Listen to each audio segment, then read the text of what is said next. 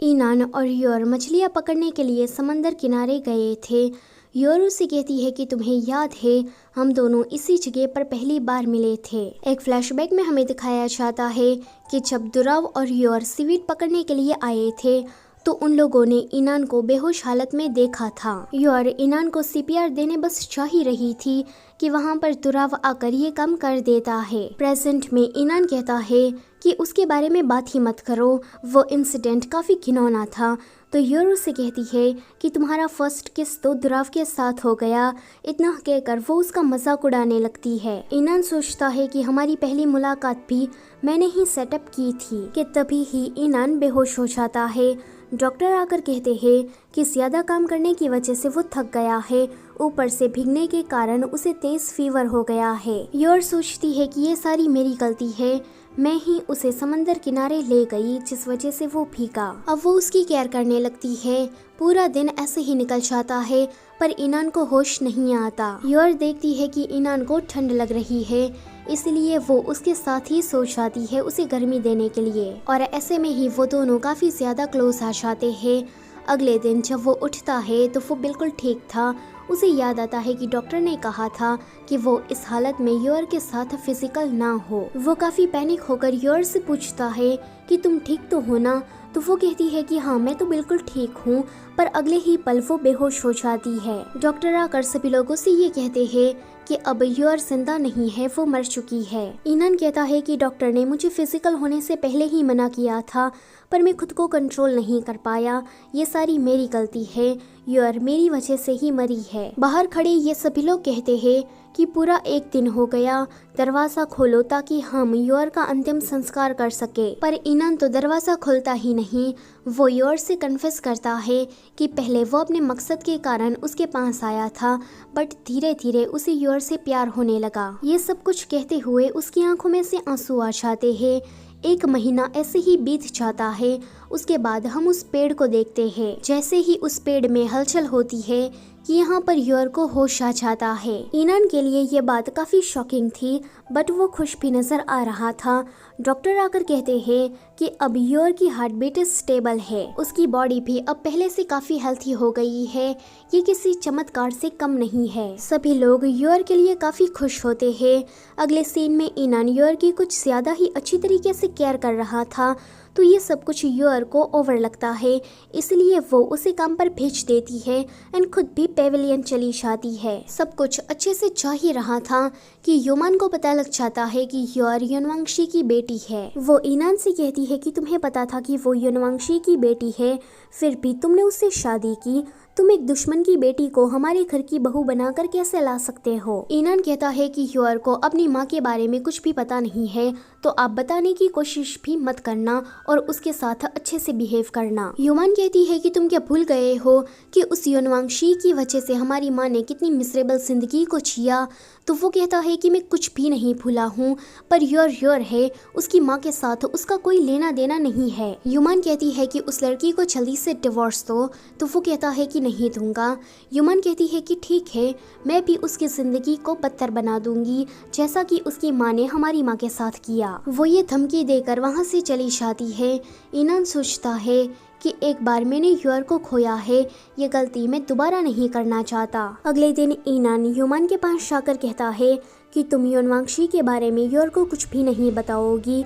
तो वो कहती है कि ठीक है, मैं तुम्हारे लिए इसे सीक्रेट रखूंगी, पर बदले में तुम्हें उसका फाइनेंस कंट्रोल छीनना होगा। ईनान कहता है कि मैं ये कर दूंगा, पर तुम भी अपना वादा याद रखना। दूसरी तरफ इन्वेस्टिगेशन कराने के बाद सोंग्यान को पता लगता है कि ईनान की माँ ने ही उसकी माँ को जहर देकर मार डाला था और युनवांशी का नाम उसने चढ़ा दिया था। अब सोंग्यान बदला लेने की पूरे मूड में आ जाता है कि तभी ही वहाँ पर चिंग्याव आती है।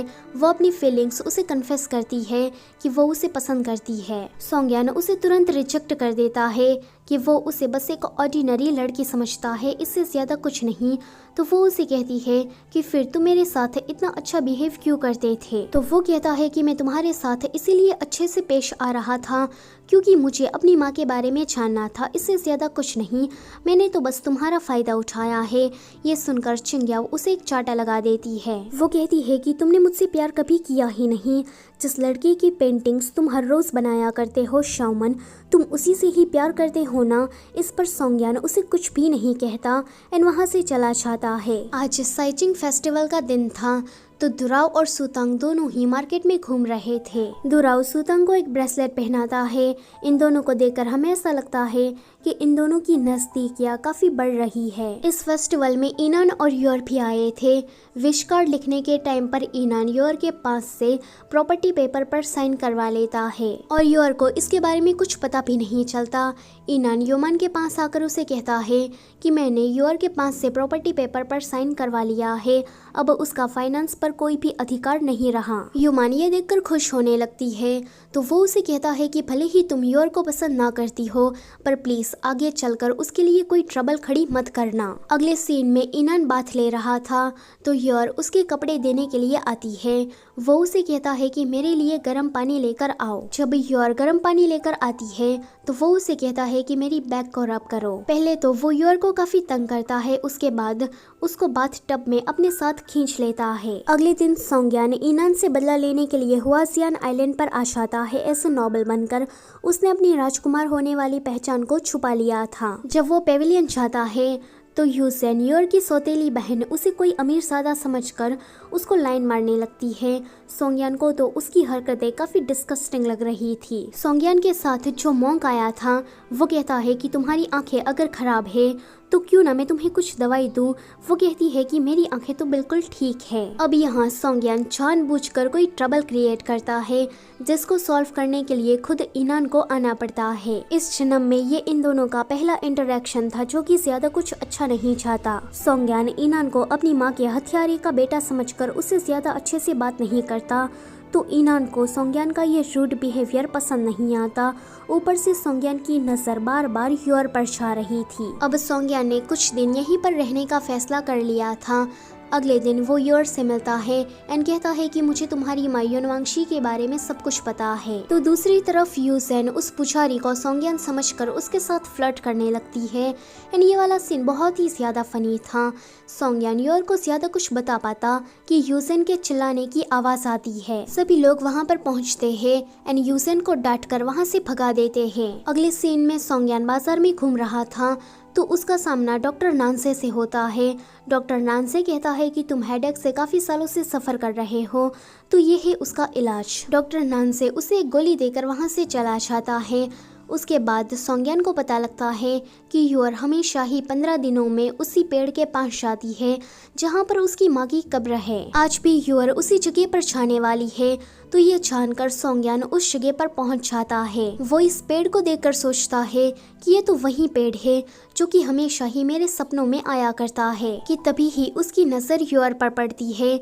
योर अपनी हेयर पिन को ढूंढ रही थी जो कि उससे नीचे गिर गई थी। सोंगयान को लगता है कि ये सुसाइड करने वाली है तो वो जाकर उसे बचा लेता है। पर जब सोंगयान को ये पता लगता है कि योर तो बस अपनी हेयर पिन ढूंढ रही थी तो वो इसमें उसकी मदद कर देता है। यहाँ पर सोंगयान को योर से बात करके बहुत ही ज्यादा अच्छा लगता है एंड जब वो वापस आता है तो वो योर को याद करके स्माइल करता है। अगले दिन सोंगयान फिर से योर को उसकी माँ के बारे में बात करने के लिए बुलाता है। योर उसके पास जाकर सीधा उसे ये पूछती है कि बताओ मेरी माँ को कौन फंसाना चाहता था और वो किसकी वजह से मरी है। सोंगयान कहता है कि रिलैक्स, पहले तुम शांति से बैठ तो जाओ। ईनान उन दोनों को दूर से इस तरह से देखकर काफी छल रहा था। सोंगयान कहता है कि पहले तुम्हारी माँ राजमहल के इंपीरियल किचन में काम करती थी। तुम्हारी माँ ने कॉन्क्यूबाइन के लिए जो खाना बनाया था उसमें ईनान की माँ ने जहर मिला दिया। जहरीला खाना खाने के बाद सभी कॉन्क्यूबाइंस की मौत हो गई और उसका सारा इल्जाम तुम्हारी माँ के ऊपर आ गया। सोंगयान ये सारी बातें कर ही रहा था कि उसका ध्यान जाता है कि ईनान उन दोनों को दूर से देख रहा है तो वो योर के कुछ ज्यादा ही क्लोज आने लगता है। जब योर घर वापस आती है तो ईनान उसे बात करने की कोशिश करता है पर योर के दिमाग में तो यही चल रहा था कि सोंगयान ने उसे जो कुछ भी कहा क्या वो सच है। वो पूरी रात इसके ही बारे में सोचती रहती है कि अगले दिन उसे पता लगता है कि उसका फाइनेंस कंट्रोल उसे छीन लिया गया है। उसका हुआ फैमिली की प्रॉपर्टी पर कोई अधिकार नहीं है कि तभी ही सियांगशन यानी कि इनान के डैड की विल उसके हाथ लग जाती है। उस विल में लिखा था कि अगर इनान को आइलैंड मास्टर बनना है तो उसे योर से शादी करनी पड़ेगी, तभी जाकर उसे आइलैंड मास्टर की पोजीशन, आइलैंड मास्टर का सील और आर्मी मिलेगी। ये सब कुछ जानने के बाद योर टूट सी जाती है। वो सोचती है कि अच्छा तो इनान मुझसे कोई प्यार व्यार नहीं करता, उसने बस ये सब कुछ पावर हासिल करने के लिए किया है। पहले वो मुझसे शादी के लिए इसीलिए अप्रोच करता रहता था क्योंकि उसे लीगल तरीके से आइलैंड मास्टर बनना था। वो इसी पल उस घर को छोड़कर अपनी नूडल शॉप में आती है। वहाँ पर उसे मिलने के लिए सोंगयान आता है। सोंगयान उसे भड़काने लगता है कि तुम तो अपनी ही माँ के दुश्मन के बेटे के साथ रहती हो, तो तुम्हें क्या गुस्सा नहीं आता। वो उसे कहती है कि अभी तुम मेरे बेडरूम में हो तो यहाँ से निकलो। ये सुनकर सोंगयान वहाँ से चला जाता है। सोंगयान के जाने के बाद इनान आता है। वो कहता है कि तुम यहाँ क्या कर रही हो, घर चलो। तो वो कहती है कि कौन सा घर, मेरा तो कोई घर नहीं है। इनान कहता है कि उस सोंगयान ने तुम्हें ऐसी भी कौन सी बात बता दी है जिससे तुम मुझसे दूर हो रही हो। तो योर उससे कहती है कि मुझे यहीं पर ही रहना है, तो तुम यहाँ से चले जाओ। ये सुनकर वो चला जाता है। फिर हम सोंगयान को देखते हैं जो कि उसी पेड़ के पास था। उसका गार्ड कहता है कि आप तो यहाँ पर इनान से बदला लेने के लिए आए थे, पर आप तो योर में कुछ ज्यादा ही इन्वॉल्व होने लगे हो। वो कहता है कि ये बात तो मैं भी नहीं जानता कि मैं योर के पीछे इस तरह से क्यों पड़ा हूँ, पर अब मुझे इनान से कोई बदला लेना नहीं है।